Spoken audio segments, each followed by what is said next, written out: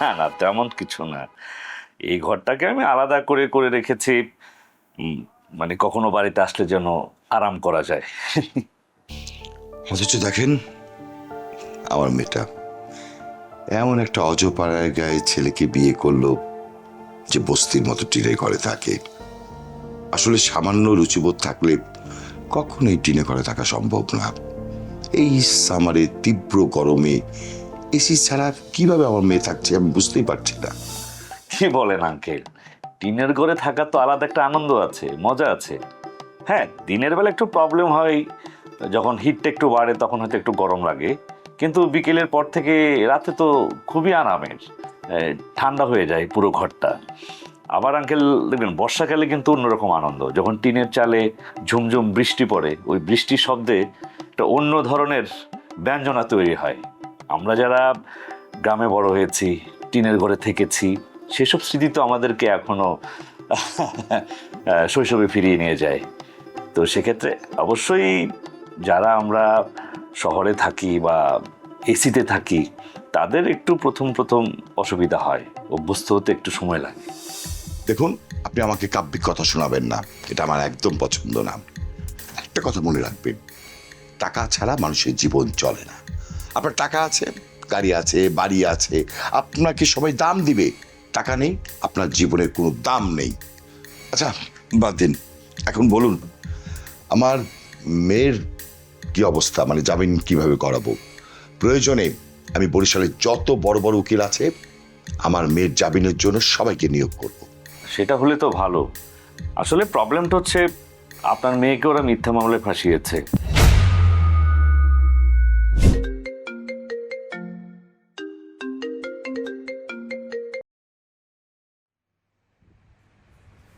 আসসালামু আলাইকুম রহমত ভাই। ওয়ালাইকুম আসসালাম। সাকিব, এটা তুমি কি করলা? কি করছি রহমত ভাই? তুমি মামাকে ফোন করে মার্জানের ব্যাপারে কি বলেছো? যা ঘটছে তাই জানেছি। এই, তুমি কি একটা স্টুপিড? কখন কাকে কি বলতে হবে এই জ্ঞানটা তোমার নেই? তুমি কি তোমার বাবার মতো চাচারও ক্ষতি চাও? রহমত ভাই, আপনি এটা কি বলতেছেন? আচ্ছা, আমি আমার নিজের কাকার ক্ষতি আমি কেন চাইবো রহমত ভাই, বলেন তো আপনি একটু। তুমি যদি ক্ষতি না চাও তাহলে কেন মামাকে ফোন দিয়ে মার্জানের জেলে যাওয়ার ঘটনা তাকে বললে? অদ্ভুত কথা বললেন তো রহমত ভাই। মানে মারজানের এই বিপদের সময় তার বাবা ছাড়া কি পাশে দাঁড়ানো কেউ আছে? বাংলাদেশে একমাত্র তোর বাবাই তো আছে যে তার পাশে দাঁড়াইতে পারে। সে একজন বড় আইনজীবী নিয়ে তার পাশে দাঁড়াবে, এছাড়া কি অন্য কোনো অল্টারনেটিভ ওয়ে আছে? একমাত্র তার বাবাই আছে তার পাশে দাঁড়াইতে পারে। তুমি যে মার্জানের উপকারের জন্য মামাকে কথাটা বলনি, সেটা কি তুমি বুঝতে পেরেছো? তোমার ফোন পেয়ে মামার যে কি অবস্থা হয়েছে তুমি সেটা জানো? মানে কি কাকা, কি হয়েছে রহমত ভাই? তা জানবে কেন, তুমি তো এটাই চেয়েছিলে। মার্জানের খবরটা পেয়ে মামার একটা কিছু হয়ে যাক, তুমি সেটাই চাচ্ছ। মামা এমনিতেই হার্টের পেশেন্ট। ওনার ড্রাইভার আমাকে ফোন দিয়ে জানিয়েছে মার্জানের খবরটা পেয়ে উনি পথেই সিক হয়ে গেছে। সরি রহমত ভাই, আমি তো ব্যাপারটা এভাবে চিন্তা করিনি। মার্জানের বিষয় নিয়ে মামার সাথে তো আমার কথা হয়েছে, কিন্তু আমি তো মামাকে এভাবে জানাইনি। বরঞ্চ আমি বরিশালে ফোন দিয়ে আইনগত সাপোর্ট দেওয়ার জন্য সকল ব্যবস্থা করেছি। এখন মামার যদি কিছু হয়ে যায় তাহলে তুমিই দায় থাকবে, কথাটা মনে রেখো। হ্যালো হ্যালো রহমত ভাই, হ্যালো। শালার হাইব্বা, শালার কালমশা হাইব্বা, তুই মনে করছস আমাদের মধ্যে একটা আগুন ধরে আর তুই বাইসে থাকবি না? তোর বাইসে থাকার কোনো অধিকার নাই রে কালমশা। আমি একটু বিজনেসে ঘুষে নেই, আমি সব কিছু ব্যবস্থা নেব। আমার সংসারে ক্ষতি করে তুই কালমশা কোনো সময় বাঁচতে পারবি না। তোর একদিন কি আমার একদিন, আমি তোরে দেখামু, দাঁড়া। আমি তো হাবুর সঙ্গে কথা বলেছি, লয়ারের সঙ্গে কথা বলেছি, ডাক্তারের সাথে কথা বলেছি, ম্যাজিস্ট্রেটের সঙ্গে কথা বলেছি। সব কিছু মিলে ভিলেজ পলিটিক্সের একটা ব্যাপার আছে। আর সেকেন্ড চেয়ারম্যান তো ভালো মানুষ না, সেটা নিশ্চয়ই আপনি জানেন। এই যে তড়িঘড়ি করে পোস্টমর্টেম না করে মায়ের ডেড বডি দাফন করে ফেললো। আর আমি তো ডক্টরের সাথে কথা বলেছি যে এই পোস্টমর্টেম প্রসেসের সঙ্গে স্যাম্পল কালেক্টিংয়ের টোটাল প্রসেসের মধ্যে আমি থাকতে চাই। তো সেটা আমি তো কমপ্লিট করেছি। এখন ম্যাজিস্ট্রেটের সাথে আমি কথা বলেছি। এখন সেকেন্ড চেয়ারম্যান একটা খারাপ উদ্দেশ্য নিয়ে আছে যে মারজানকে যে কোনোভাবে হোক এই হত্যা মামলার সাথে সে জড়াবে, এটা তার এক ধরনের ষড়যন্ত্র। কিন্তু আঙ্কেল মারজান তো এসবের সঙ্গে নেই। গ্রামের মানুষ যেভাবে মিছিল করছে, মানববন্ধন করছে, যে ফেসবুকে তো সয়লাভ হয়ে গেছে। মারজানকে গ্রামের মানুষ খুব ভালোবাসে। আমার ধারণা পোস্টমর্টেম যখন হবে, রিপোর্ট যখন বের হবে, মারজান নিশ্চয়ই মুক্তি পেয়ে যাবে। আপনি এটা নিয়ে একদম টেনশন করবেন না আঙ্কেল। কিন্তু আমি তো সেকেন্ড চেয়ারম্যানকে অনেক বড় অফার করে এসেছি। অফার? কি অফার দিয়েছেন? আমি বলেছি আমার মেয়ে যদি এই মামলা থেকে রেহাই পায় তাহলে ও যা চাইবে তাই দিব। মানে আমি বলতে চাচ্ছি যে আমি বলেছি ঢাকায় যদি সে একটা বাড়ি চায় আমি সেটা দিব, অথবা লন্ডনে চাক বা ফ্যাক্টরি করতে বলুক, আমি সেই টাকা ইনভেস্ট করব। এরই মাঝে এত কিছু অফার করে ফেলেছেন। আপনি হয়তো জানেন না, আমার কাছে আমার মেয়ের জন্য এসব সব কিছু তুচ্ছ। আঙ্কেল, আমি আপনাকে একটা কথা বলি। ওদের সম্পর্কে আমি আপনাকে আপাতত ডিটেল বলতে পারছি না। শুধু একটা কথা বলবো যে এসব বিষয় নিয়ে আপনি ওনাদের সাথে কথা বলবেন না। কারণ আপনি যত কথা বলতে যাবেন বিষয়টা অন্যদিকে চলে যাবে। তারা খারাপ লোক, সুযোগ নেবে, আপনার কথার উপর ভিত্তি করে, আপনার অফারের উপর ভিত্তি করে পুরো ঘটনাটাকে অন্যদিকে নিয়ে যাবে, ডাইভার্ট করে ফেলবে। ঠিক আছে, যেহেতু আপনি বলছেন, বিষয়টা নিয়ে আমি নতুন করে ভাববো। আচ্ছা ঠিক আছে। এখন ওই দেখেন, আমরা সারাক্ষণ কিন্তু অনেক ঝুট ঝামেলার মধ্যে দিয়ে গেছি। আপনি একটু ফ্রেশ হয়ে নেন, আমি একটু ফ্রেশ হয়ে নিই। খাওয়া দাওয়া তো করতে হবে। ও হ্যাঁ, ঠিক আছে।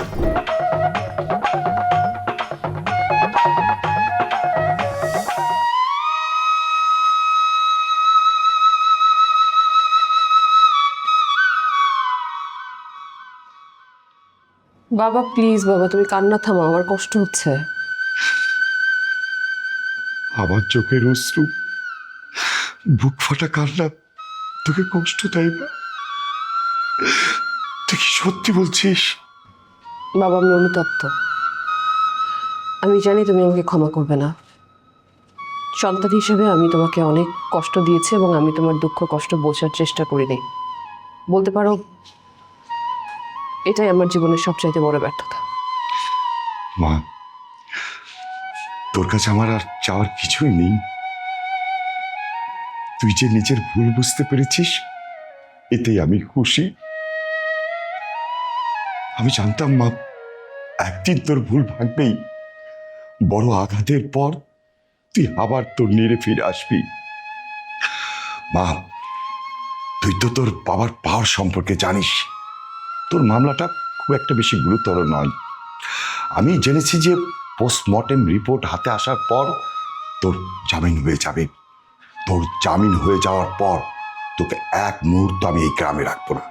সোজা তোকে নিয়ে আমি আমার লন্ডনের বাড়িতে রেখে আসবো। তুমি কি বলছো বাবা এসব? হ্যাঁ মা, আমি যা বলছি ঠিকই বলছি। মামলা তো করেছে ওই সেকেন্ড চেয়ারম্যান। আমি অবশ্য তাকে অফার করে এসেছি, সে যদি চাই ওকে আমি একটা ঢাকায় ফ্যাক্টরি করে দেব। সেটা যদি পছন্দ না হয় ওকে আমি লন্ডনে একটা বাড়ি কিনে দেব। সেটাও যদি তার পছন্দ না হয় আমি কানাডায় বেগম পাড়ায় তাকে একটা বাড়ি কিনে দেব। মা, যেভাবেই হোক আমি এই মামলা উইথড্র করব। আর জামিন পাওয়ার পর এই মামলা উইথড্র করতে যা কিছু লাগে আমি সেকেন্ড চেয়ারম্যানকে দিব। তারপরও তোর জীবন থেকে লাল কালি নামক ওই দাগটা আমি চিরদিনের জন্য মুছে দেব। ডাক্তার সাহেব, পোস্টমর্টেম রিপোর্টটা বের হতে দেরি হচ্ছে কেন? আপনি কোনো কিছু ডিটেক্ট করতে পেরেছেন? আমিও তো ঠিক বুঝতে পারছি না কেন রিপোর্ট দিতে দেরি হচ্ছে। ইনফ্যাক্ট ডাক্তার খলিলের সঙ্গে পুরো পোস্টমর্টেম প্রসেসের সাথে তো আমি ছিলাম। অবশ্যই ডাক্তার সাহেব আমাকে রাখতে চাচ্ছিলেন না সাথে। পর আমি ম্যাজিস্ট্রেটকে বললাম যে পোস্টমর্টেম পুরো প্রসেসের সাথে আমি থাকবো। ম্যাজিস্ট্রেট সাহেব আমাকে অ্যালাউ করলেন, আমি ছিলাম। নমুনাগুলো সংগ্রহ করে ল্যাবে পাঠানো পর্যন্ত পুরো স্যাম্পলিংয়ের সঙ্গে আমি ছিলাম। কিন্তু এখন রিপোর্ট দিতে কেন তো দেরি হচ্ছে সেটা আমি বুঝতে পারছি না। কিন্তু ডাক্তার সাহেব, আমি দেখলাম সেকেন্ড চেয়ারম্যানের উকিল সাহেব হারুন সাহেব এবং ডাক্তার খলিল অফিসার্স ক্লাব থেকে একসাথে বের হলো। আমার মাথায় ক্যাপ ছিল, মুখে মাস্ক ছিল, এই জন্য আমাকে চিনতে পারেনি। আমার কাছে মনে হয়েছে সামথিং রং। বলেন কি? আচ্ছা, আপনি ল্যাবের সঙ্গে কোনো রকম যোগাযোগ করেছেন? হ্যাঁ, ল্যাবে আমি ফোন দিয়েছিলাম, টেকনিশিয়ান বলল যে মেশিন নষ্ট, রিপোর্ট দিতে দেরি হবে। তবে আমার কাছে মনে হয়েছে দেরি করাটা বোধহয় রিপোর্ট চেঞ্জ করার একটা ব্যাপার হতে পারে। তার মানে হাবু আমাকে যে ইনফরমেশনটা দিয়েছিল দ্যাটস কারেক্ট। সেকেন্ড চেয়ারম্যান নাকি হাবুকে আগেই হুমকি দিয়েছিল যে যে কোনোভাবে হোক পোস্টমর্টমের রিপোর্টের সঙ্গে হাবুর ওয়াইফকে সে জড়াবে, কারণ চেয়ারম্যানের বুকে হাবুর ওয়াইফের আঙুলের ছাপ পাওয়া গেছে। হ্যাঁ, হাবুর ওয়াইফ তো স্বীকারও করেছে। চেয়ারম্যান যখন হার্ট অ্যাটাক করে ছটফট করছিলেন তখন হাবুর ওয়াইফ তার বুকে হাত দিয়ে নর্মাল করার চেষ্টা করছিলেন। ঠিক আছে, আমি তাহলে আর্লিয়াস পসিবল ডাক্তার খলিলের সঙ্গে যোগাযোগ করার চেষ্টা করি। আমি দেখি উনি কী বলেন। আর আপনি আমার উপর ভরসা রাখতে পারেন, আমি পোস্টমর্টমের পুরো রিপোর্ট আপনার হাতে না দেওয়া পর্যন্ত বরিশাল থেকে যাচ্ছি না। Thank you very much. ঠিক আছে, দেখা হবে। ঠিক আছে তাহলে আমি যাচ্ছি, কারণ আসলে আমাকে অন্য কাজও বেরোতে হবে। আমি দেখি এখন ডাক্তার খলিলকে কীভাবে খুঁজে পাওয়া যায়। জি প্লিজ। ভালো থাকবেন। জি, আসসালামু আলাইকুম। আসসালাম। তুমি ঠিক আগের জায়গাতে আছো বাবা, তোমার এক বিন্দু পরিবর্তন হয়নি। তুমি না পেরেছো আমাকে মেনে নিতে, না পেরেছো হাবুকে মেনে নিতে। যাই হোক, এই বিষয়ে আমি তোমার সাথে আর কোনো কথা বলতে চাই না। আর কোনো কিছুর বিনিময়ে আমি তোমার কাছ থেকে কোনো হেল্প চাই না বাবা। আমার হাজবেন্ড হিসেবে হাবু তার দায়িত্ব পালন করছে। ও যদি পারে আমাকে জামিন করিয়ে তার বাড়িতে নিয়ে যেতে, তাহলে আমি যাব। আর না পারলে আমি এই জেলেই সারা জীবন কাটিয়ে দেব। তোমার এই টাকার গরম আমার অসহ্য লাগছে বাবা। মা, তুই কি আমার কোনো হেল্প নিবি না? তুমি যে শর্ত আমাকে দিচ্ছ, তোমার শর্ত মান আমার পক্ষে সম্ভব না বাবা। আর তুমি তো জানো আমি তোমারই মেয়ে। তুমি যেমন ভাঙবে কিন্তু মচকাবে না, কিন্তু তোমার কাছ থেকেই তো আমার শেখা। ছোটবেলায় তুমি আমাকে শিখিয়েছো যে মা কখনো ভাঙলেও মচকাবি না। আমি হাবুর হয়ে থাকবো, হাবুকে ছেড়ে আমি কোথাও যাব না। তুমি যদি কোনো কন্ডিশন ছাড়া হাবুর সাথে মিলেমিশে আমাকে হেল্প করতে চাও, সেটা তোমার ব্যাপার, তোমার ইচ্ছা। কিন্তু হাবুকে অপমান করে তুমি কিছু করবে আর সেটা আমি মেনে নিব, এটা কখনো হবে না। তুমি মনে করে নিও তোমার কোনো সন্তান কোনো কালে ছিল না, তোমার সে আদরের মারজান মারা গেছে। ঠিক আছে মা, তারপর তুই এই কথা বলিস না। আমি তো সব সত্য মেনে নিলাম, আমি হাবুকে মেনে নিলাম। আজ থেকে হাবু হচ্ছে আমার মেয়ের জামাই। থ্যাংক ইউ, থ্যাংক ইউ বাবা।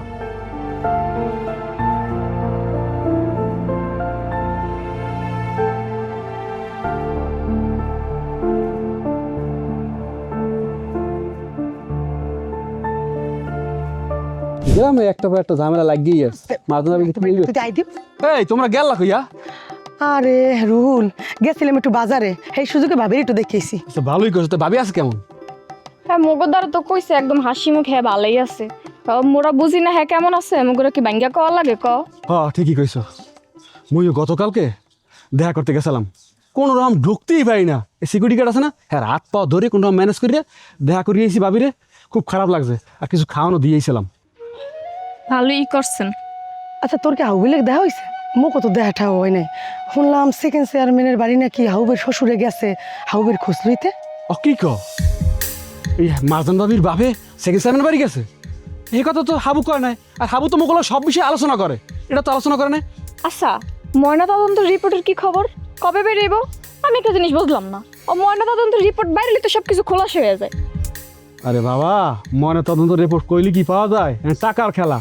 হাবু আর মগ উকিলে কি করতে জানো, এত সন্দেহ করতে আছে, রিপোর্ট দিতে তালবানা করতে আছে।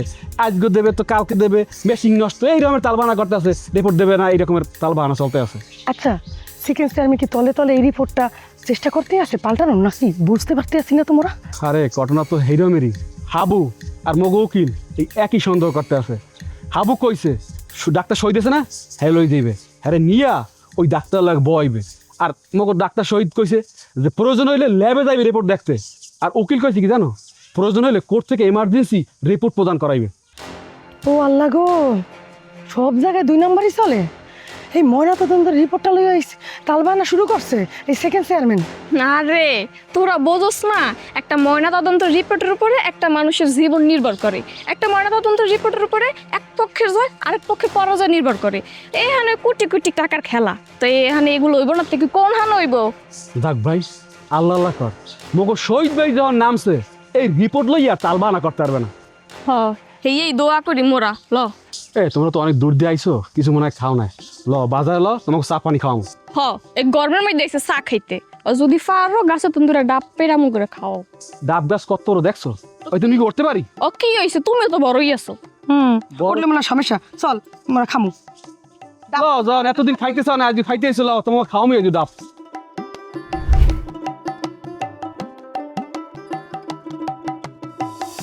কি শুনলাম মোর হৌরে বলে আপনাকে লন্ডনে একটা ফ্ল্যাট দেছে, কি কই একটা কন্ডোনিয়াম দেছে, ঘটনা কি সত্যি নাকি? দিতে চাইছিল হ্যাঁ, কিন্তু সে নেয় নাই, একেবারে গুলিটা কানের গোড়া দিয়ে গেছে। ও যদি যা তো গনে যা এহেন গনে না, আমনের মতো বগদা মাতারি জীবন থেকেই আমি চলে যাবো।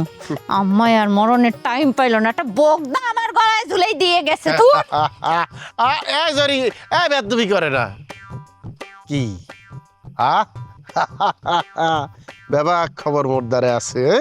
মোর হৌরে একবারে জায়গা সম্পত্তি টাকা পয়সা ওগলাইয়া দিতে চাইছিলে, লইবেন না বললেইছেন।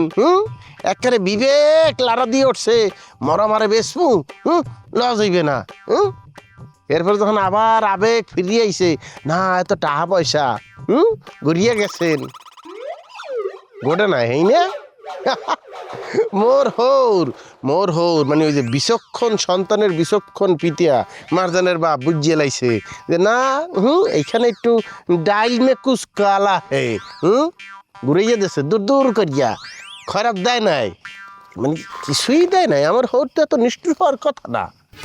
অনেক আনন্দ লাগবে আছে না?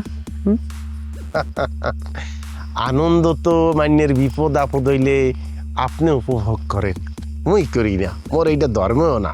কিন্তু এই যে চেষ্টা করতে আছেন, কত কি করতে আছেন, কিন্তু পুরোটাই মিথ্যা, সেইটা আপনি জানেন। হ্যাঁ, আপনি জানেন যে মোর মারজান আপনার মারে নাই, কিন্তু তারপরও আদালতে গেছেন, কত কি করতে আছেন, মার লাশ উড়ানো হইছে, ময়না তদন্ত হইছে, কত কি হইছে, এরপরও থামতে আছেন না। হ্যাঁ, মারজানরে দোষী প্রমাণ করিয়েই ছাড়বেন, এত সোজা? ময়না তদন্ত আয় হুদাইয়া লোক, এরপরে দেখবেন কেটা দোষী কেটা নির্দোষ। অনেক আনন্দ লাগতেছে না, অনেক খুশি। ভালো, ওই পিপিলিকের পাখা গজায় মরিবের তরে কি মনে হচ্ছেন? আপনার প্রিয়তমা স্ত্রী ময়না তদন্তের রিপোর্টে যদি আয় না উনি আসলে গলা টিপে আমার মাকে খুন করে নাই, এত 3 বাচ্চা যাইবে? হয় আপনি কি পাগল? একটা মামলায় নাইলে বাঁচবে, আমি লাগলে আরো 3 মামলা দিই। মামলা গুনে জামিনে এটা তো একটু সময়, ধরে নিলাম 7 দিন করে। আমি যদি 10টা মামলা দেই তাহলে 70 দিন। আপনি এই 10টা ছাড়াইতে আমি আরো 100টা রেডি করবো। আচ্ছা, আপনি যান, চাইয়া আপনার শ্বশুরের সাথে প্ল্যান করেন কি বাইল করিয়া আপনার স্ত্রী আর ওনার মেয়েকে জেলগুনে ছাড়ানো যায়, কারণ ছাড়তে আমি দিই না। আপনি যে একটা রাঙ্গা বলদ, একই আপনি বোঝেন। ভাই খালি ময়না তদন্তের রিপোর্টটা হাতে আউক, মোর মারজানরে পৃথিবীর কোনো শক্তি নাই আটকাইয়া রাখবে। কি আপনিও জানেন, মুইও জানি, মোর মারজান কোনো অপরাধ করে নাই।